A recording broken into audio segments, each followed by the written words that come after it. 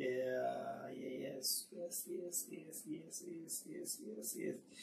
Okay, ake ngingene emuzweni oqala ngicabanga ukuthi uma ngabe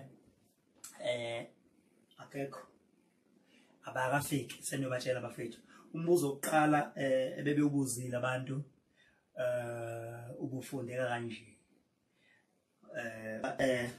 zingaki izingoma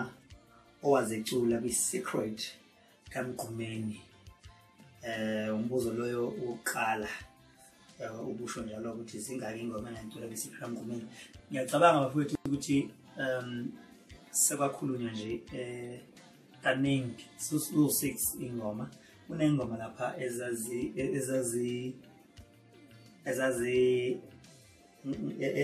wayeMgqumeni wayengayiqedile ukuyicula so ngaleyo ndlela kwabe sekuba yimina-ke umuntu ocelwayo ukuthi ayicula ngicabanga lesitudio nje okukhona nje impela igenge le esebenza noMgqumeni yayikhona even ngisho uKhangelani wayengxenye yelokhuzana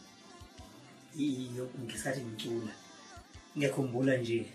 sengithema ngicula lapha estudio kanti yonke into ngiyicula izosala idilitheka ngafonelwa sengigibela itekisi ebheke ePitoli kuthiwa ngibuye ngahlangatshezwa kuye laphana uKhangelani kanye nobaba uShobeni kuthiwa ngibuye estudio sokudilithekile konke bengikwenza so bafowethu ngiyacabanga ziningi ingoma lapha ngoba khona ingoma ethi wangezondloneza naye ngiyakhumbula ayingekho ama-backing alapho yimi ngabe sengicabanga ukuthi ngivele ngithi mhlawumbe wayezothi nje ngithintelana ngihambe angenze ngijabulusa amaningi nje iningi nje ingoma lapha ngoba khona nje ezinye impela laphana owayengayiqedelile ne-secret uqobo engaqedeliwe khumbula futhi album ukuthi yahlukanisa unyaka I'm sorry but ngizosho ngithi mina vele ngoba phela uMgqumeni I think what ngo-2011 December